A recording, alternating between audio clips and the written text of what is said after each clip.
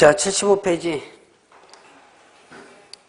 부동산 거래 신고 절차부터 보도록 하겠습니다. 자, 이제 거래 당사자와 이제 개업공개서 신고 의무가 있으니까 이제 신고 절차를 보죠. 일단 신고서를 제출합니다. 신고서 어디다 제출한다? 부동산 소재지 시군구에다 제출하죠. 그러면 일단은 신고에서는 뭘 확인한다? 신고 내용을 확인한다 그랬죠. 신고 내용을 확인하는데, 자, 신고 내용이 여러분들 교재에 아마 있을 겁니다. 자, 일단 신고 내용은 반드시 여러분들 좀 기억을 해놓으라 그랬어요. 인계지 소지목을 했죠. 인계지 소지목, 그 다음에 종면실족에 했죠. 종면실족에 있습니다. 자, 뭐죠? 인적사항, 계약일, 지급일. 중동장의 지급일이죠. 소재지, 지번, 지목, 종류, 면적, 실제로 거래가 있죠. 그 다음에 조건기한이니까 조건기한, 개업공개사 등록상. 자, 보죠. 다시 한번, 뭐예요? 인적사항, 계약일, 지급일, 중도금, 잔금, 지급일, 소재지, 지번, 지목, 종류, 면적, 실제 거래 가격, 그 다음에 조건인의 기한이 인계업 조건의 기한, 개업공개사 사항이죠. 이 개업공개 사항은, 자, 거래 당사자 신고일 때 해당 사항 이다 아니다? 아니죠. 거래 당사자 신고할 때는 개업공개사 없죠? 이건 개업공개사 신고할 때만 해당되는 거. 자, 이게 이제 이 신고서에 기재된 사항이죠. 자, 이거를 확인하고 나서, 그 다음에 신고필증을 발급을 해줍니다. 언제까지 하는 거예요? 즉시 하는 거죠. 즉시 신고필증 발급해준다. 자, 이제 신고필증 발급됐습니다. 그러면 뭐 한 것으로 본다고 했어요? 검인을 받은 것으로 본다고 했죠? 그래서 이 신고필증 발급받으면 부동산 등기 특별조치법상에 검인을 받은 것으로 본다. 자, 이 경우에 한번 보죠. 자, 이 신고를 거래 당사자 신고 의무에 있어서 신고를 매수인이 거부했습니다. 매수인이 거부해가지고 매도인이 단독 신고했어요. 이때 매수인 검인 받은 거 본다. 자, 검인 받은 거 본다. 이거 적용될까요, 안 될까요? 된다. 자, 그래도 어쨌든 신고필증 발급받으면 됩니다. 자, 매수인은 검인을 받은 것으로 본다고 그랬고요. 신고필증 인고 받았습니다. 그럼 뭐 한다고 그랬어요? 이제는 신고 내역에 대해서 조사 들어간다 그랬죠? 자, 이제 신고 내역에 대해서 조사를 들어갑니다. 자, 일단 어떻게 돼요? 신고 내용을 확인하고 즉시 그 자리에서 그랬죠? 그 자리에서 신고필증을 발급해줬습니다. 그럼 다시 한번 확인하는 것이 뭐냐? 신고 내역 조사를 했죠.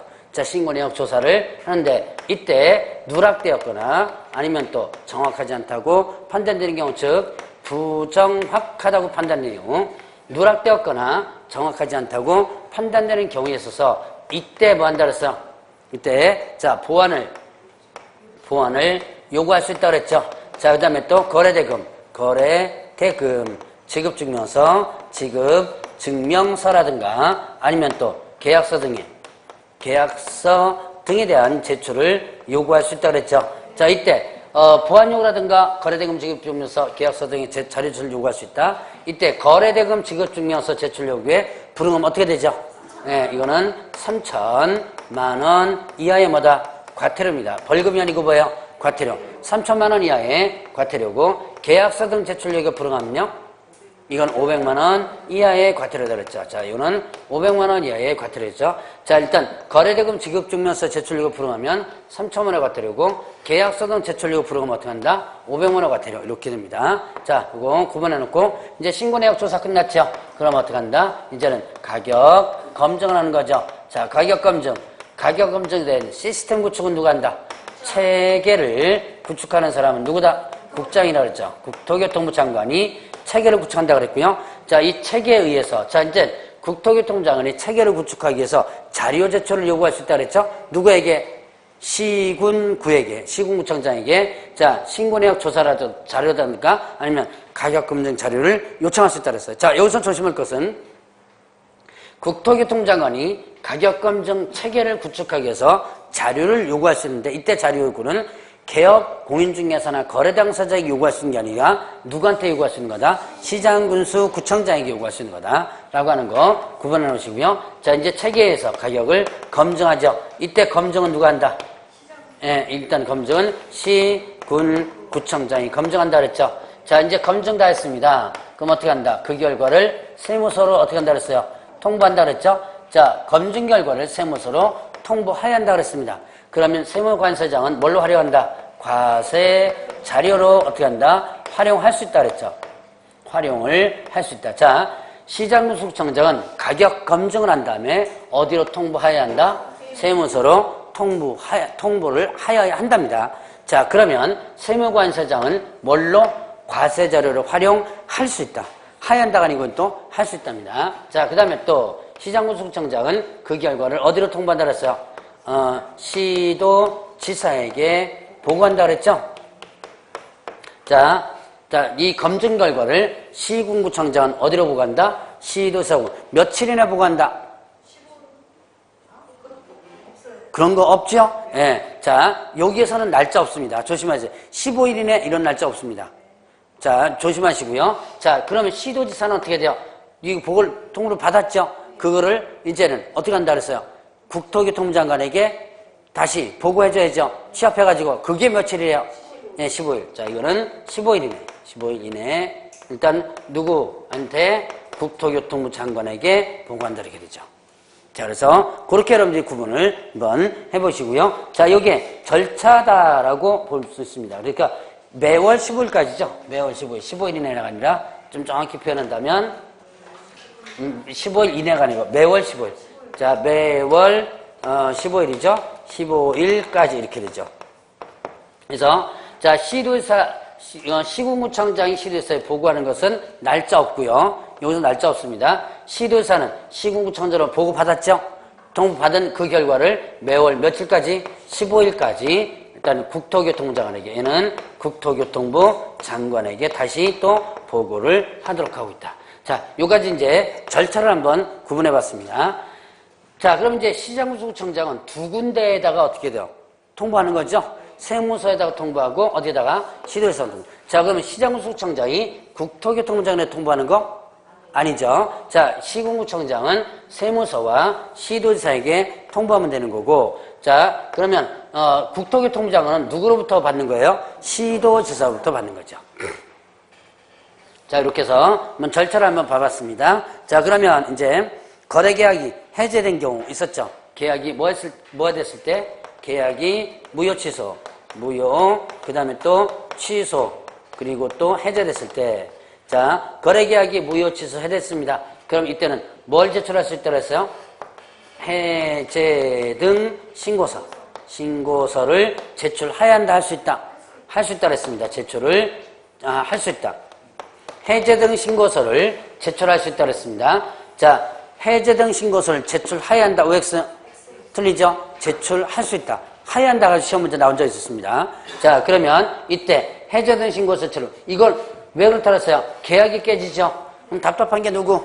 깨진 사람 답답하지. 담당공원이 답답한 거? 아니죠. 그래서 할 수 있다라는 개념을 제가 설명을 드렸을 겁니다. 자, 이때 해제 등 신고서를 제출할 때 누가 제출할 수 있다? 개업 공인중개사와 그 다음에 또 누구예요? 거래당사자. 자, 개업공개사나 거래당사 둘 중에 하나 제출하면 되죠? 이때 개업공개사 제출할 때 여러분들 기억해놔야죠. 개업 공인중개사가 제출할 때는 이때는 어떻게 된다고 했어요? 이때는 누구의 서면날을 받아라? 네, 거래당사자. 거래당사자의 서명날인을 받아라라고 했습니다. 자, 개업 공인중개사가 제출할 때는 거래당사 서명날인을 받아야지만 된다라고 했었죠. 자, 개업공개사 할 때 거래당사자 서면날인을 받는 유일한 규정입니다. 자, 부동산 거래 신고 부분에서 개업 공인중개사가 할 때 거래당사 서면날인을 받는 유일한 규정이에요. 자, 여기 부동산 거래 신고 할 때도 마찬가지로 어떻게 돼요? 마찬가지로 부동산 거래 신고할 때 개업 공인중개사 서명날이면 되죠? 자, 여기 거래당사 서명날 또는 날이 날 필요 없습니다. 자, 그래서 개업 공인중개사 제출할 때 거래당사 서명날을 받는 유일한 규정이다. 자, 그래서 이렇게 해서 제출하면 이를 확인해가지고 즉시 뭐를 발급해준다 그랬어요? 해제 등 확인서 있죠? 해제 등 확인서를 발급해준다 라고 했었고요. 자, 그 다음에 또 정정신청, 변경시고 있었죠? 정정신청 어떤 경우에? 잘못 기재됐을 때. 자, 정정신청은 어떤 경우에 하는 거다? 잘못 기재됐었다는 거다. 뭐가 잘못 기재됐을 때? 자, 뭐가 잘못 기재됐을 때? 인지목, 면대종사 했었죠? 면대종사 이렇게 씁니다. 자, 인 뭐죠? 자, 여러분들 거기에 박스로 이렇게 나와 있죠? 자, 인 뭐다? 예, 인적상. 자, 인적상. 그 다음에 지분. 거래 지분이라 그랬죠? 거래 지분. 자, 그 다음에 지목. 목은 지목입니다. 그 다음에 면적, 대직경 비율, 종류죠? 종류. 그 다음에 사무소 소지지. 이렇게 되죠? 자, 인지목, 면대종사. 다시 한번. 인 뭐죠? 인적상, 지분, 그 다음 지목, 면적, 대직권 비율, 종류, 사무소 소지. 이게 일단은 정정신청 사항입니다. 이게 어디에 잘못 기재될 때? 신고필증에 잘못 기재된다면 이때 뭐 할 수 있다? 정정신청을 할 수 있는데 정정신청은 어떻게 할 수 있어요? 어디다가 수정해가지고 발급받은 신고필증 있죠? 신고필증에 수정해가지고 정정하는 거죠? 신고필증에 정정해서 정정 고친다 그랬죠? 정정해서 정정신청을 할 수 있다 그랬습니다. 이것도 마찬가지로 하연다가 아니고 뭐예요? 할 수 있다. 자, 그래서 신고필증 정정해서 할 수 있다. 자, 이를 확인해가지고 즉시 뭐를 다시 발급해준다 그랬어요? 신고필증을 재발급해준다 그랬죠? 자, 요게 정정신청. 자, 정정신청은 어떤 경우에 정정신청하는 거다? 잘못 기재했을 때. 그럼 변경신고는요? 변경신고는 어떤 경우에 하는 거예요? 네, 내용이 어떻게 됐을 때? 변경됐을 때. 자, 요거는요, 잘못 기재됐을 때 하는 게 아닙니다. 잘못 기재됐을 때 하는 게 아니라, 내용이 변경됐을 때 하는 거다. 라고 했었죠. 자, 내용이 변경됐을 때, 자, 이거는 내용이 변경됐을 때죠. 내용이 변경되게 되면 하는데, 자, 어떤 내용이 변경되느냐? 지면, 조금, 그 다음에 지매부 이렇게 했죠. 지매부 이렇게 했습니다. 자, 지 뭐죠? 지분, 거래 지분이죠. 거래 지분. 그 다음에 면적, 조건기한, 금액. 그 다음에 지급일, 중도금잔금, 지급일이죠. 지급일, 중도금잔금 지급일이고, 매수인 변경, 그 다음에 부동산의 변경 이렇게 되죠. 자, 다시 한번. 지 뭐예요? 지분, 면적, 조건, 금액, 그 다음에 지급일, 중도금잔금의 지급일, 그 다음에 매수인 변경과 부동산의 변경.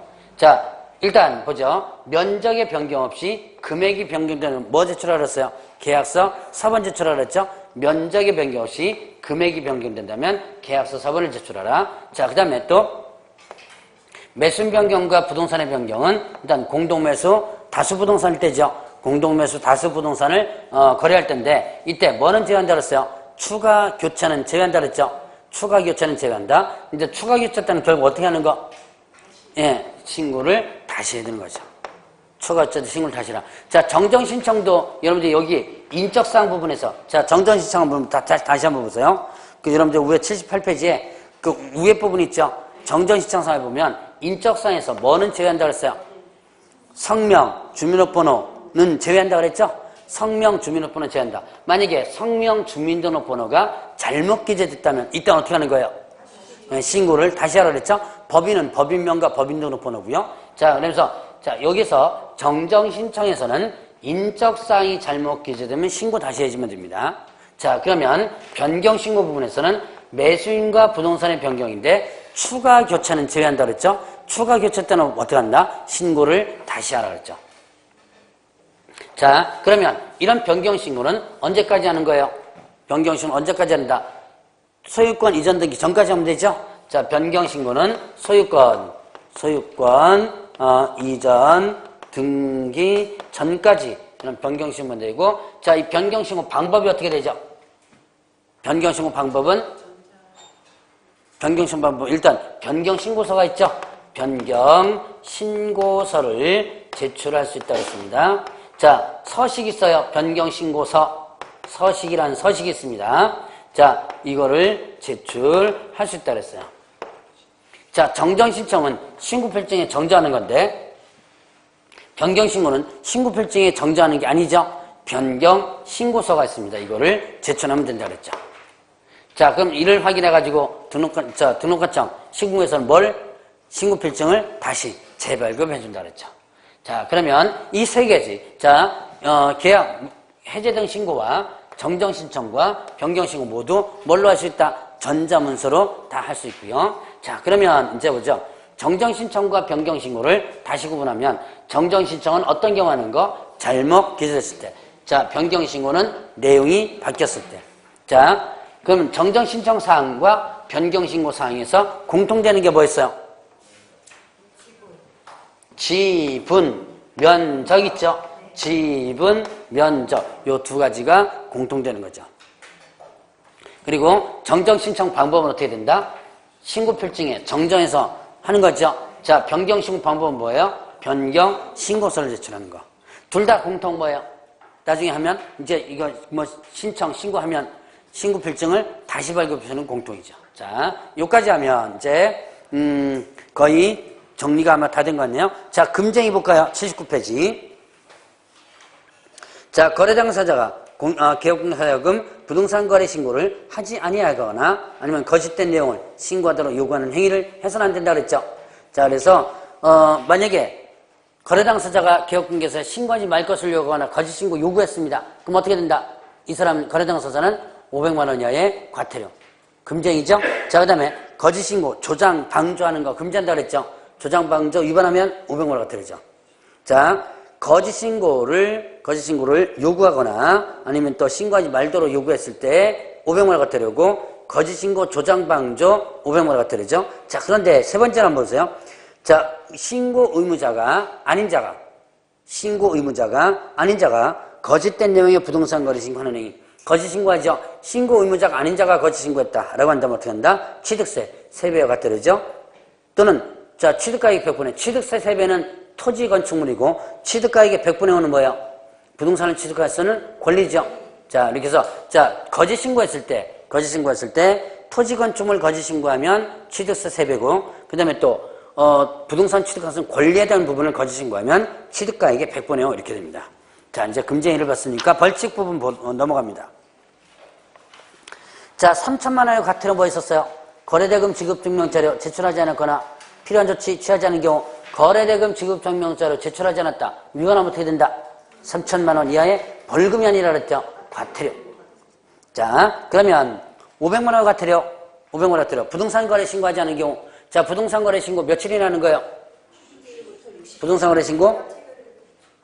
신고 계약처리부터 60일이죠. 안 하면 500만 원 과태료죠. 여기에는 공동신고를 거부한 자를 뭐한다? 포함한다 그랬죠. 공동신고를 거부한 자 포함한다. 자, 공동신고 거부한 자 어디 있어요? 여기에 거래 당사자에서 뭡니까? 이제 일방이 신고를 거부했을 때죠. 자, 또 하나 여기도 있습니다. 여기도 있어요. 뭐죠? 공동 중개하면 개업공개사가 모두 신고하라 그랬죠. 이때도 그 신고를 거부한 뭐예요? 개업공개사도 500만 원 과태료인 거예요. 자, 500만 원 과태료 부분 들어가고요. 자, 그러면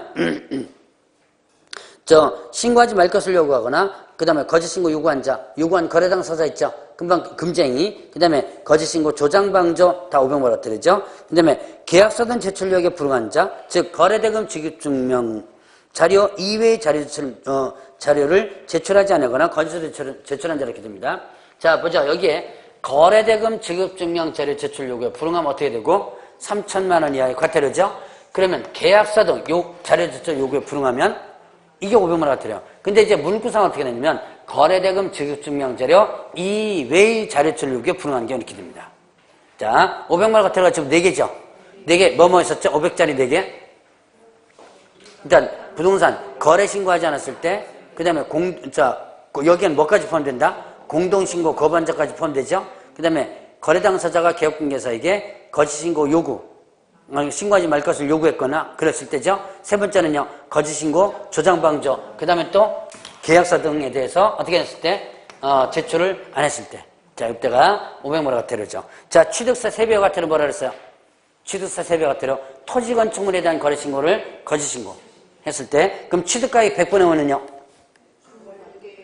취득가액의 100분의 5는 부동산을 취득하는 권리 있죠? 권리에 대해서 거짓 신고했을 때. 이때 마찬가지로 신고 의무자가 아닌 자가 거짓 신고한 것도 여기에 그대로 어떻게 돼요? 적용이 되죠. 자, 이때 여러분들 그 알아두기 보세요. 취득세가 비과세 면제 감경되는 경우에는 비과세 면제 감경되지 아니하는 경우에 납부해야 할 취득 상당액을 계산해서 부과한다고 했습니다. 그러니까 비과세 면제 감경된다면 취득세를 아예 안 내는 경우도 있죠. 그러면 안 낸다면 과태료가 없잖아요. 그러니까 비과세 면제 감경되지 않을 때 취득세액을 계산해가지고 거기에 세배해야 이렇게 됩니다. 자, 그러면 이제 다시 한번 보죠. 토지 건축물 거짓 신고를 하면 어떻게 되고요? 취득세 세배고 부동산을 취득할 수 있는 권리는 취득가액의 100분의 5 이렇게 되죠. 의무자가 아닌 자가 거짓 신고한 경우도 이 거짓 신고에 그대로 적용이 되죠. 자, 그러면 과태료 부과 징수 누가 한다? 부동산 소재지 시군구하죠. 자, 그러면 이때 개업 공인중개사에게 과태료를 부과 징수한 경우에는 10일 이내에 통보를 하도록 하고 있습니다. 10일 이내 그 부동산 뭡니까 사무소 소재지 시군구 즉 등록관청에 통보하도록 하고 있고요. 자, 가중 또는 감경할 수 있다 그랬어요. 500만 원의 과태료는 위반의 동기가 횟수 참석해서 얼마 범위 내에서 2분의 1. 자, 500만 원의 과태료는 2분의 1 범위에서 가중 경감할 수 있고, 그 다음 3천만 원 과태료는 3천만 원의 과태료 취득세 세배 취득가액의 100분의 5는요. 이거는 얼마 범위 내에서 5분의 1 범위. 자, 이게 부동산거래신고법에서는 2분의 1과 5분의 1로 구분돼서 나오죠. 2분의 1과 5분의 1로 구분돼서 나온다라고 하는 거, 그걸 여러분들이 좀 조심해서 체크해 보시기 바랍니다. 자, 다시 한번 500만 원 같은 얼마 범위? 2분의 1. 3천 취득세 세배 취득가액 100분의 5는 예, 5분의 1 범위. 2분의 1과 5분의 1. 예를 들어서 3천만 원 과태료를 2분의 1 이렇게 하면 틀립니다. 자, 이렇게 문제 나올 수 있으니까 조심하시고요. 이제 가중감경에서 부과할 때 부과금액 얼마 넘어갈 수 없다? 3,500 취득세 세배 취득가액 100분의 5를 넘을 수 없다 그랬죠. 자, 그래서 여기까지 하면 이제 벌칙 부분 들어가고요. 이제 신고서 작성법을 보죠. 부동산 거래계약 신고서 작성법도 여러분들이 조심해서 보셔야 돼요. 자, 거기 보면 이제 거래계약 신고서 있습니다. 매수인과 매도인 날 있죠. 자, 글자가 조금 작아요. 한번 꼼꼼히 한번 봐야 돼요. 자, 매도인과 매수인 날 있죠. 거기에 보면 거래 지분 있죠. 끝에 보세요. 거래 지분 찾았습니까? 거래 지분 부분, 거래대 선별 거래 지분을 뭡니까? 각자의 거래 지분 비율에 따라서 기재를 하도록 하고 있습니다. 이때 매도인과 매수인의 거래 지분 비율이 어떻게 한다? 일치해지면 되죠. 매도인 몇 프로, 매수인 몇 프로. 자, 이렇게 뭡니까? 일단 매도인과 매수인의 지분이 일치된다. 그러니까 이거 뭐냐면 A, B가 공동으로 매수를 하는데, 자, 갑거를 매수합니다. 자, 이게 매도인이죠. A가 매수인이에요. 얘가 40%, 얘가 50% 이렇게 되면 매도인은 혼자니까 100%가 되지만 이 비율이 안 맞죠. 이렇게 되면 안 된다는 얘기. 그래서 여기서는 일단 매도인과 매수인의 거래 지분 비율이 일치해지면 된다. 자, 그 다음에 또 매도인 측에 매수인 측에 보세요. 그러니까 외국인의 토지 매수 용도 나오죠. 외국인의 토지 매수 용도. 자, 주택용지 뭐 이런 것들, 단독주택, 아파트 이런 것들을 체크하도록 하고요. 이건 외국인만 체크하도록 되어 있습니다. 이건 왜 체크하도록 되어 있다 그랬어요? 외국인 토지법에서 보면 외국인 토지법상 토지 취득하면 신고를 해야 되는데 부동산 거래 신고하면 토지 취득 신고 어떻게 한다? 외국인 토지법상에 안 한다 그랬죠? 그래서 부동산 거래 신고하면 되도록 하기 위해서 이렇게 일단 만들어 뒀고요. 자, 그 다음에 또 뭡니까? 이제 밑으로 넘어갑니다. 거래대상 부분 보죠. 거래대상 부분에 보니까 토지 및 건축물에서 이 건축물 부분에 뒤에 가로 있죠. 여기는 뭘 적으라 그랬어요? 건축물의 종류를 단독 아파트, 연립주택 이런 식으로도 건축법 시행령 별표에 있는 용도별 건축물을 기재한다라고 했었고요. 자, 그다음에 또 이제 분양권, 입주권 있고요. 이 분양금액란 있죠. 자, 종류 부분에서 4번 찾았습니까? 분양금액, 이거 분양권은 어떤 금액 기재해요? 분양권은 분양금액을 기재하죠. 근데 입주권은요? 자, 도전법상 입주권은 권리가격에 추가 부담금의 합계 기재한다 그랬죠? 권리가격에 추가 부담금의 합계를 기재한다. 이 권리가격의 추가 부담금 합계, 이게 뭐라 그랬어? 소위 P가 아니죠. 권리가격의 추가 부담금의 합계액이란 뭡니까? 분양금액이죠. 분양금액. 자, 거기 권리가격에 그냥 추가분양 함께 하니까 이건 소위 말하는 뭐예요, 이게? 조합원 분양금액 이렇게 됐죠? 조합원 분양. 자, 여러분들 권리가격 이거 자, 여기 내가 여기에 지금 주택이 있고 이 전체가 소위 말하는 재개발입니다. 재개발 지역이에요. 내가 가지고 있는 주택이 이거 있죠? 이걸 헐고 뭐 짓는 거예요? 지금 여기다가 아파트를 짓죠? 그러면 내가 가지고 있는 이 주택에는 가치, 평가된 가치가 뭐예요? 권리가격이죠. 평가된 가치가 권리가격이고 그럼 이 아파트 가격과 이 내가 가지고 있는 거에 가격 차이가 있겠죠. 자, 내가 이게 평가된 가격이 2억입니다. 근데 이 아파트는 4억이에요. 그럼 내가 얼마 더 부담해줘야 돼요? 네, 2억을 더 부담해줘야죠. 이게 추가 부담금이죠. 자, 2억에다가 2억 하면 이 아파트 가격이 4억이죠. 이 4억이 뭐다? 조합원 분양가라 그랬죠. 조합원 분양가. 그래서 조합원 분양가가 어떻게 돼요? 아무래도 일반 분양가보다는 좀 싸죠. 싼데 어쨌든 자, 다시 한번 그 분양가격에는 분양권은 분양금액을 그 다음에 입주권은 뭐한다? 권리가격에 추가 부담금의 합계액을 기재한다라고 했었죠. 자, 그러면 이제 소재지 지목면적 보죠. 소재지 대장 갖고 하면 되고요. 자, 지목면적 이것도 대장 갖고 하면 된다 그랬죠. 대장의 면적을 기재한다 그랬습니다. 자, 이때 건축면적은 집합 건물은 무슨 면적 기재하고 전용 면적 기재하고 그 외 건물은요 연면적 기재한다 그랬죠. 자, 다시 한번 저기 이 건축물의 면적분에서 보면 집합 건물은 무슨 면적 전용 면적 그 다음에 또 그 외 건축물은요 연면적을 기재한다라고 했었죠. 자, 그러면 이제 그 소재지 지목 면적 부분에서 이 지목 면적은 대장상의 지목 면적 기재한다 그랬습니다. 자, 그 다음에 6번에 계약 대상 면적 있죠. 계약 대상 면적은 어떤 면적 기재한다 그랬어요? 계약 대상 면적은 실제 거래 면적을 기재한다 그랬죠. 여러분들 저기 기본서에 아마 다 써져 있을 거예요. 기본서 써져 있는 걸 좀 옮겨 놓으라고 했던 것 같은데. 했어요? 안 했어요? 했어요, 안 했어요? 했던 것 같은데. 들은 사람 있고 안 들은 사람 있는 모양이다. 자, 제가 기본서에 있는 것을 요약집에다가 옮겨 놓는 것도 하나의 공부하는 방법이다 라고 해가지고 한번 했던 적이 있었습니다. 기억 안 나면 무조건 아는 거죠? 그러니까 여러분들이 이제 뭡니까? 실제 시험장에 가면 전혀 생뚱맞은 문제가 나오거든요. 그러면 이제 시험 치면서 욕합니다. 선생님 욕하죠. 이런 것도 안 가르치시고 그러죠. 나중에 집에 가서 책 딱 뒤져보면 밑줄 쫙 꺼져 있고 열심히 필기까지 다 해놓은 게 있습니다. 그래서 생각 안 나면 무조건 수업 안 한 거고 말 안 해준 거고 다 그런 거예요. 자, 일단 보죠. 봅니다. 다시 한번 보죠. 자, 지금 이거 여러분들이 기본서에 다 써져 있을 거예요. 이거를 한번 다시 한번 옮겨보는 것도 중요해요. 자, 일단 보죠. 소재지 지목면적. 자, 5번 란 해보세요. 소재지 지목면적은 대장사의 지목면적 기재하고 대장사의 면적입니다. 계약 대상 면적은 어떤 면적 기재한다? 실제 거래 면적을 기재한다 그랬죠. 마찬가지로 건축물 면적할 때, 자, 다시 한번 얘기합니다. 자, 집합 건물은 무슨 면적이고요? 집합 건물은 전용 면적이죠. 그 외 건물은 연면적이랬죠. 자, 실제 거래 가격 기재하죠. 자, 실제 거래 가격 기재하고요. 자, 그 다음에 거래 금액과 실제 거래 가격인데, 거래 금액은, 자, 여러분이 여러 개의 부동산이 있을 때 각각 다 기재를 또 해주시면 되죠. 자, 그 다음에 종전토지란, 이건 어떤 경우에 기재한다 그랬어요?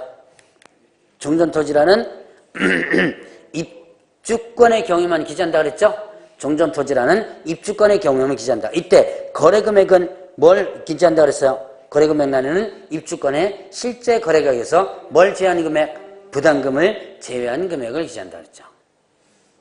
부담금을 제외한 금액을 기재한다 라고 했었고요. 자, 그 다음에 조건기한이 있으면 조건기한 기재하고 개업공개사 사항, 이거는 어떤 경우는 개업공개사가 신고할 때만 하는 거죠. 자, 이렇게 하고, 이제 매도인 매수인 개업공개사 서명 및인가요? 또는인가요? 또는 이렇죠. 자, 그런 것들 구분해서 기억을 하면 된다 그랬습니다. 자, 여기까지 하면, 부동산 거래신고서 작성법에 대해서 뭐 거의 다 봤을 거예요.